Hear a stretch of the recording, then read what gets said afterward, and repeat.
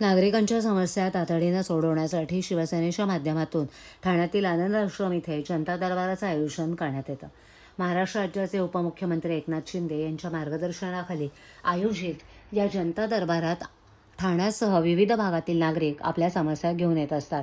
माजी महापौर अशोक वैती, माजी उपमहापौर राजेंद्र साप्ते, नगरसेवक मनोज शिंदे आणि इतर पदाधिकाऱ्यांच्या नेतृत्वाखाली या जनता दरबाराचं आयोजन केलं जातं. अनेक नागरिकांच्या समस्या या ठिकाणी संबंधित विभागांशी समन्वय साधून तातडीनं मार्गी लावण्यात येतात. ठाणे महानगरपालिका हद्दीतील प्रलंबित प्रश्नांबाबत माजी महापौर अशोक वैती आणि माजी उपमहापौर राजेंद्र साप्ते यांनी ठाणे महापालिकेचे सभागृह नेते हनुमंत जगदाळे यांची भेट घेतली. यावेळेला ठाण्यातील विस्थापितांच्या पुनर्वसनाचा प्रश्न, कर्मचाऱ्यांच्या वारसा हक्काचा प्रश्न तसंच कोविड काळात कार्यरत असलेल्या कर्मचाऱ्यांच्या विविध मागण्यांवर चर्चा करण्यात आली.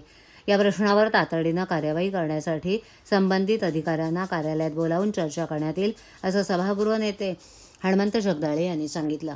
तसंच या संदर्भात ठाणे महापालिका आयुक्त सौरभराव यांचीही भेट घेऊन प्रश्न मार्गी लावण्यासाठी प्रयत्न केले जातील, असं त्यांनी स्पष्ट केलं.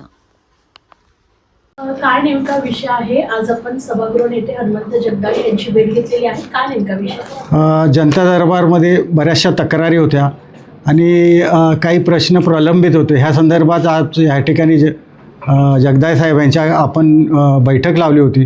बरेचसे प्रश्न जगदाळे साहेबांनी समजून घेतले आणि प्रत्यक्ष अधिकाऱ्यांना बोलवून आज मला वाटतं बऱ्यापैकी प्रश्न सुटले आहेत असं मला वाटतं. तर पुढचं जे काही विषय आहेत ते जगदाळे साहेब सांगतील आपल्याला. एकतर कर्मचाऱ्यांसंदर्भातला विषय होता, कोविड काळातल्या मुलांच्या संदर्भात होता, त्याच्यानंतर काही टॅक्स संदर्भातला होता, काही विस्थापितांचं पुनर्वसन होतं, त्याच्यानंतर कायमस्वरूपी नोकरी चतुर्थ श्रेणीतले कर्मचारी ह्यांना वारसाने जे हे आहेत ते घेण्यासंदर्भातले विषय होते. आज जगदाळे साहेबांची तर सविस्तर चर्चा झाली आणि त्यांनी प्रत्येक अधिकाऱ्याला बोलून तशा प्रकारच्या सूचना दिलेल्या आहेत.